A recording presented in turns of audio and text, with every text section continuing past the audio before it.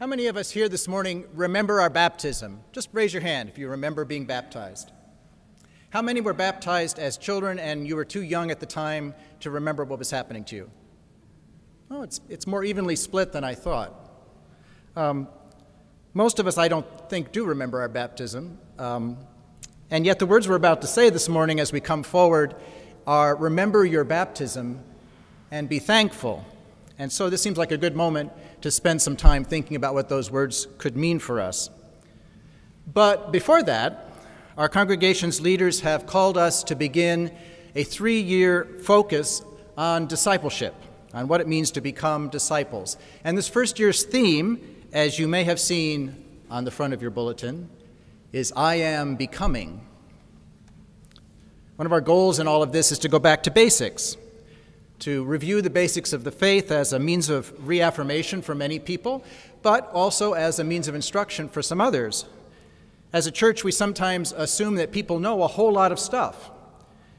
And the reality is that we all have gaps in our knowledge and in our understanding of faith, that we are all becoming, and that we have not yet arrived at that stage where we know it all. Thanks be to God. So I'm going to start today by talking about baptism itself, one of our 2 sacraments. And then I'm going to move to this question of what it might mean to remember our baptism, even if it happens so early in our individual life that we cannot literally remember it happening. Baptism is a beginning. As we heard in today's gospel, Jesus was baptized at the beginning of his earthly ministry. And so I want to point out 3 ways that baptism is a beginning for us. First, as we heard in the children's sermon, baptism begins with water. In fact, everything on earth begins with water. In speaking to the National Geographic Society a few years ago, our Secretary of State, John Kerry, said, "We call this beautiful planet that we are privileged to inhabit for a short time Earth, but it could just as well have been called ocean, because 3/4 of it is ocean." Science tells us that about 70% of our bodies are water. Younger people say 2/3. I'm not sure which is right. Water's in the very air that we breathe, and water has always been with us. We're told by scientists that the earth is a closed system, and that the water that is present today is the same water that's been around for millions of years on earth. So this water in these bowls here this morning may have been in the Jordan River at some time in the past, who knows? Our baptismal liturgy that we say every time we come to the font traces kind of a faith history of water, of God's actions through water. In the words of this prayer, which is familiar to many of you, "When nothing existed but chaos, you swept across the dark waters and brought forth life. In the days of Noah, you saved those on the ark through water. After the flood, you set in the clouds a rainbow. When you saw your people as slaves in Egypt, you led them to freedom through the sea. Their children you brought through the Jordan to the land which you promised. In the fullness of time you sent Jesus, nurtured in the water of a womb. He was baptized by John and anointed by your Spirit. He called his disciples to share the baptism of his death and resurrection, and to make disciples of all nations." Of all the substances that we could choose to use as a marker, as we place on each other's bodies as a marker of being a Christ follower, we have chosen water. It is elemental, and it is essential for life. A forgotten child living in poverty depends on it no less than the wealthiest among the 1%. It is equally necessary for everyone on every side of every border. It's hard to name any single thing that so closely binds us not only with all of the rest of the human family, but with all living things on the planet. Secondly, baptism begins a new identity for us. Later this morning, we will recall the vows that were made when we first came to the font. Those vows may have been made by us, or they may have been made on our behalf by parents. Promises were made by a congregation to provide for our spiritual formation. So in baptism, we all make promises to live our lives in a new way as Christian people.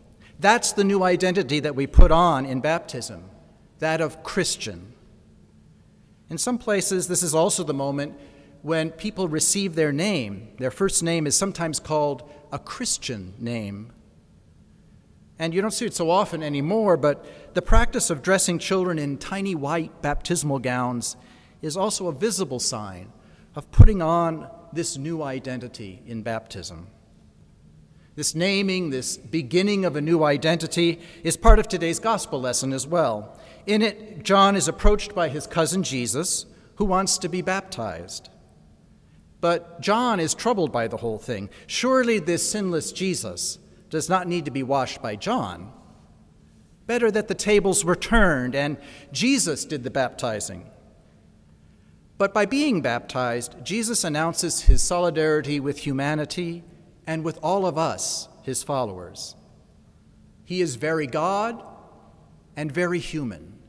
It is the mystery of the incarnation. And to add to the mystery, the Holy Spirit descended like a dove, and a voice is heard from heaven, "This is my Son, the Beloved." In that moment, Jesus receives his Christian name. A little over 20 years ago, our denomination was rethinking the way that it understands ordained ministry.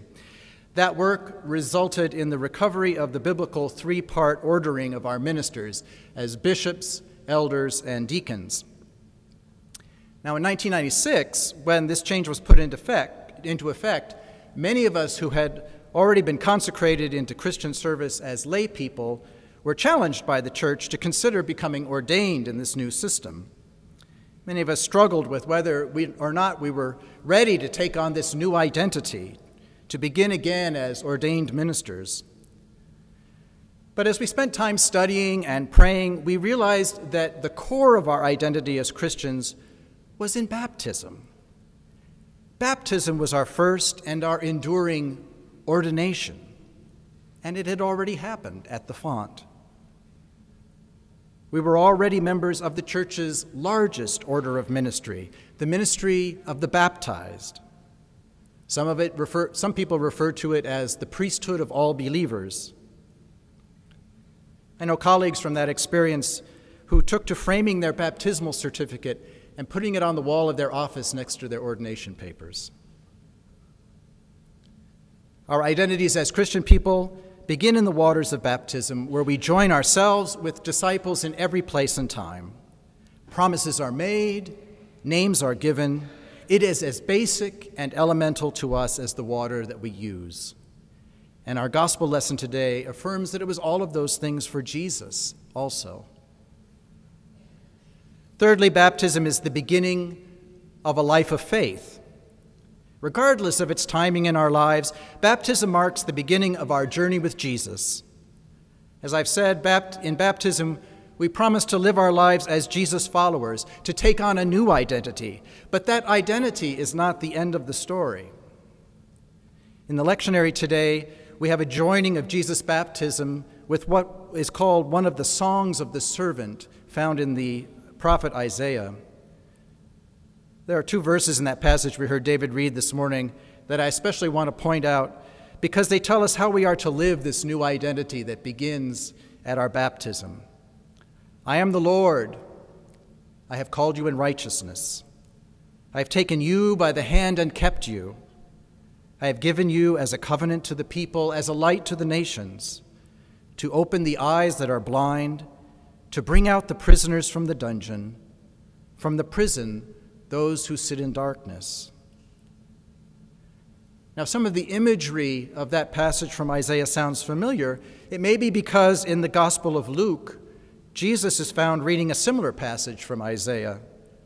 Some have called it even his first sermon. He goes into the temple and he takes the scroll and he reads, "The Spirit of the Lord is upon me, because he has anointed me to preach good news to the poor. He has sent me to proclaim release to the captives and recovery of sight to the blind, to let the oppressed go free, and to proclaim the year of the Lord's favor." Now, like John the Baptizer at the River Jordan, we are confused by this Jesus, this sinless one who comes to be baptized rather than to do the baptizing, a Messiah who serves the world rather than ruling it. By the world's standards, it's all upside down. But as the baptized, we share in Jesus' work of turning the world upside down. As theologian Catherine Tanner describes it, each of us who is baptized is called to be a minister of God's unendingly generous blessing upon creation. Then we can take our bearing and our orientation from the promises made in our immersion. We will be as deeply immersed in the world as Jesus is, called to love it more than it can love itself, and to take the opportunity to empower the giving of life rather than restrain it. Friends, this is where baptism leads us, into the messy work of following Jesus into transforming this dark and broken world. If you continue to read in Matthew's Gospel, the passage that we read today, the story of Jesus' baptism, is immediately followed by Jesus enduring temptation in the wilderness. That's in chapter 4. There's nothing in between. Matthew goes right from God's voice sounding over the waters of the Jordan to the devil out in the wilderness telling Jesus to make stones into bread. And so it is for us.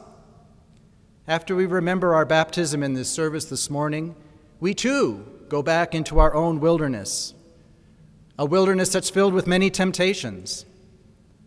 The temptation to blame others for our problems, the temptation to live in an echo chamber that reinforces only our own opinions, the temptation to just go along with racism and classism, especially if we are fortunate enough to be on the privileged side of those divides. The temptation to excuse leaders who lie to us as par for the course. The temptation even to take up violence, be it physical or emotional. Or the temptation to just despair and to give up hope altogether. To remember our baptism, then, is to ask the question, where does this baptismal identity lead us as we begin a new year, 2017, as American Christians living in Pasadena? There are many answers to that question, but as I close, I want to suggest 2 R's for your consideration. These 2 R's are resistance and reconciliation. Resistance and reconciliation. Holy resistance means to refuse to forget the lies that we have all heard in this past year, to refute a framing of the world that assigns everyone to us or them, to hold people accountable for the accommodations they've been willing to make, to be on the side of one that they perceive to be a winner. Martin Luther King Jr., whose life we honor this month, wrote that in the struggle for human dignity, the oppressed people of this world must not succumb to the temptation of being bitter or indulging in hate campaigns. To retaliate in kind would do nothing but intensify the existence of hate in the universe. Along the way of life, someone must have sense enough and morality enough to cut off the chains of hate.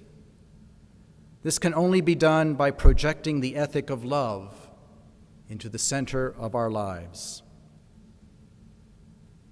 Now, like me, you may not think of yourself as among the oppressed that Dr. King refers to in that passage. But as Jesus' baptism connected him to humanity, so our baptism connects us to all of God's children, especially those that this world may dismiss as losers, and especially to those who may not see things our way. And that's where the other R comes in, reconciliation. The waters of baptism bind us to one another. So as we remember our baptism, we reclaim those bonds of our common humanity. And if we seek to bring light into this bitterly divided world, we must be willing to reconcile, to listen to one another, and then to seek common ground. We must lay aside the need to always win or always be right, and instead project the ethic of love into the center of our lives. We follow a Jesus who came to be baptized rather than to do the baptizing, a Messiah who served the world rather than ruled it. It's all upside down according to the standards of those in our world's wilderness who would build walls, who would win at any cost, who would ridicule these very words that I am speaking. Resisting will make us uncomfortable and maybe even unpopular. Seeking reconciliation surely calls for great endurance, for patience, and for courage. And yet our discipleship theme claims, I am becoming. And so we must ask ourselves, as we begin another year together, what do we hope to become? Remember your baptism and be thankful. The waters of baptism are a reminder of who we are as Christ's followers, but today, let them also be a reminder of who the world needs us to be. May it be so in this new year more than ever. Amen.